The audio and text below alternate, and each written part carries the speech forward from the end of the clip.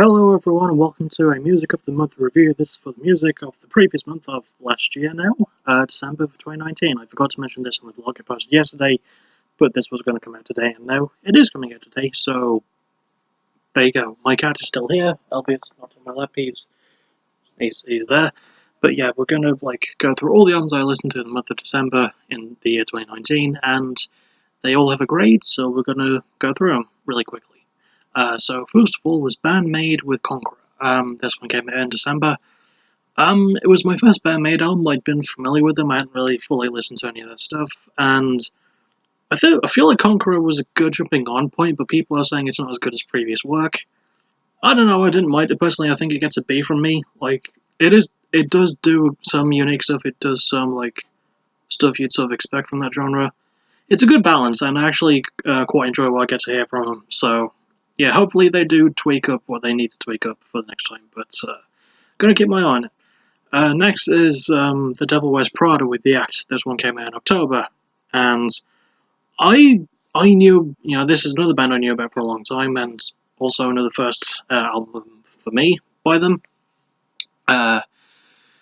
And I really enjoyed this one.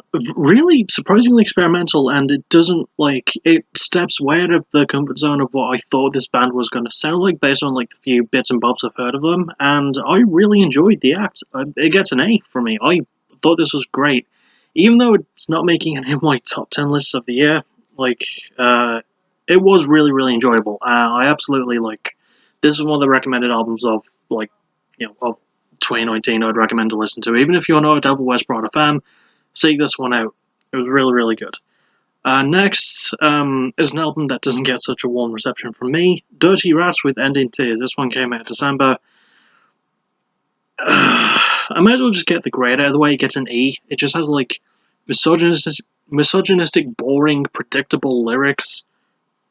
Really, repetitive song structuring. The only reason it doesn't get an F is because some of the guitar solos and a couple of the riffs are actually sort of okay. So that does elevate it from getting an F, but even then, it's just the same expected stuff. It's short, mercifully, so you're not going to waste a lot of time if you listen to it, but you are going to wish that you spent that time doing something better or listening to a better album. So, yeah, I wouldn't recommend this one. Next is Duster with Duster. Sorry for the itch there. This one came out in December as well. Much like Ending Tears did by Dirty Rats, in case I didn't say that.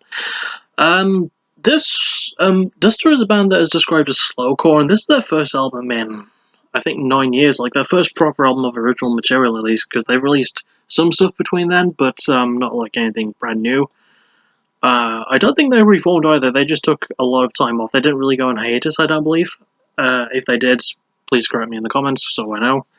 But yeah, this, despite it being described as slowcore, it does actually have quite a lot going for it. It is a long album, but not terribly so. It's not boring despite its style, and yeah, I do wish I got more out of it, but I wasn't lied to. I got what I expected from a genre described as slowcore, and it gets a B-, because, at least it was honest with me. The instrumental work was actually quite good. I like what we get throughout the album. It's good. Not great. Serviceable, I guess, is the best way to say it. But yeah, not terrible by any stretch of the imagination. I expected this to be a lot worse than it was going to be for some reason, even though I'd never really heard of Duster before. But when the genre is slowcore, that does put the fear of oh, do I want to listen to this? And I thought, yeah, screw it. Might as well add more to my December. So there you go. Next is Free Throw with What's Past as Prologue. This one came out in March, and once again, this was a really, really nice habit that stayed around for a good time in 2019. Really good emo-style pop-punk with fantastic lyrics and instrumentation, really good song structuring, and really good concepts, and this one absolutely gets an A.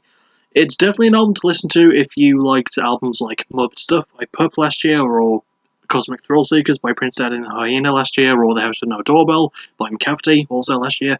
If you like those three, you'll definitely go love What's Past the Prologue, and I like those albums, so I literally like this one, which is why it gets an A. Just really, really charming, really, really fun. I thought this was great. I honestly did. Really enjoyed it. Next is Gino and the Goons with Off the Rails. This one came out in December. I could sort of compare this to Dirty Rats if Dirty Rats are actually putting any effort into their music. Thing is, Gino and the Goons know that their style is a bit dumb, but they have fun with it. I think that's what gives this album its grade, which is a B. It's like it's so fun. The lyrics are they don't take themselves too seriously, but they're not too goofy either. The music is actually really good. Like the instrumental work is really good. I just wish it had better production, and I wish it was a bit longer.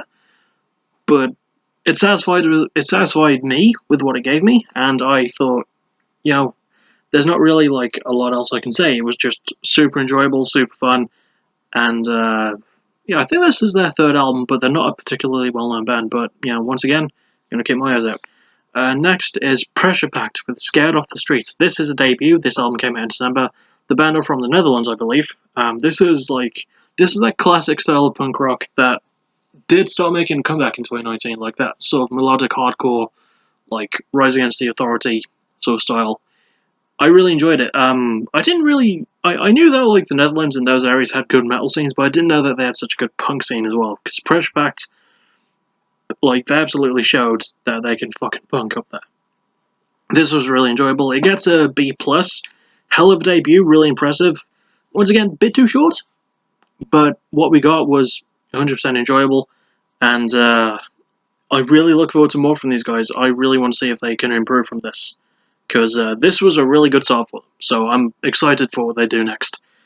Next is a band called Rational Anthem with their album It's Only Permanent. This one came out in November. First of all, Rational Anthem is a fucking great name, considering that they're signed to Anti-Flag's record label, AF Records. I mean, it sort of suits them, and their album It's Only Permanent, play on words with the phrase It's Only Temporary. It's weird that it's called that because the album does have a defined ending, and it has like a set number of songs which are a set like length each. They're not all the same length, thankfully. It does mix things up a bit, and I was expecting it to be a bit more political considering the label that they're signed to, but it was just a really fun pop punk record. This was more in the neck deep style than the pup style. Not the more serious stuff, but like still enjoyable and still something you listen to if you just want to have fun.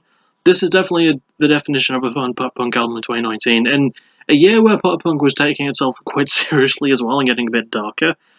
If you need a fun one to sort of like take a break from that, then I recommend It's Only Permanent, and it gets a B plus from me. And next album, we have a third B plus. Who would have thought it? Solace with The Brink. This one came out in December. I spoiled the grade already, so now you know. This was like a sort of stoner metal thing, and I think it's the longest album I listened to in December. But it wasn't like it didn't waste my time. Surprisingly, it was quite fun.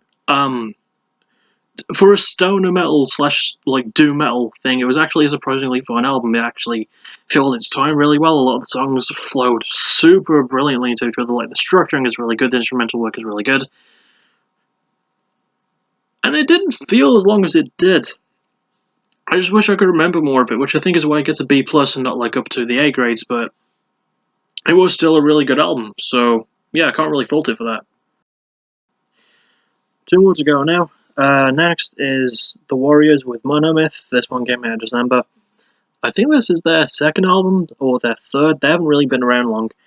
And this was a really good album. Really good sort of hardcore punk.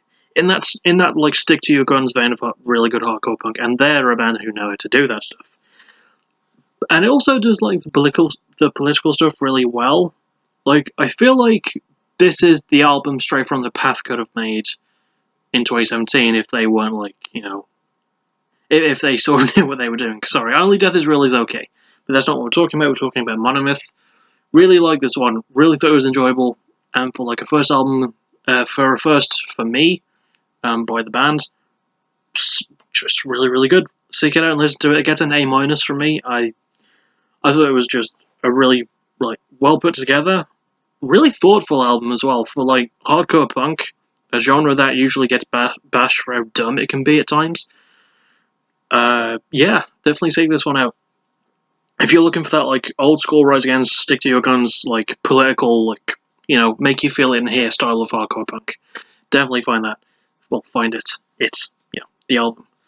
Lastly, The Who with Who. This one came out in December. Last album I'm going to be talking about. for this particular video. I mean, it's The Who. I mean, you sort of know who they are by this point, no pun intended. They do what they do it well. Their age is showing a bit, but they're still fun, you know, at the end of the day. Granted, it is my first album by them, but I still liked it. It gets a B minus. I don't know why I looked up to this guy. Like, I've got it like written there next to the album's name, like B minus. It says there, but yeah, I thought this was okay. Like, not a lot of it stuck in my head, but I just remember liking the album a bit. In places, a bit repetitive in places, but still, it's still fun. It's still The Who, you know. What more do you want from them, essentially? And yeah, that's really all I can say. That's really all I have left to say. So, all in all, I definitely recommend. Obviously, we're in 2020 now, but I'd recommend listening to The Act by The Devil Wears Prada, What's Past Prologue by Free Throw, and Monomyth by The Warriors. Those are my 3 recommended albums, and yes, from now on, I'm only gonna do the 3, even if I give multiple, like an A rating or like a really good rating. So, yeah, I'll see you all hopefully on Monday for the first, like, sort of top 10 music albums of 2019 video. I don't know if I said music albums. You have to be specific sometimes, but yeah. I'll see you all hopefully on Monday for that, and yeah, I'll just see you then, I guess. And once again, Hero, do you have anything to add? No? Okay. As always, thank you for watching, you're awesome. Bye-bye.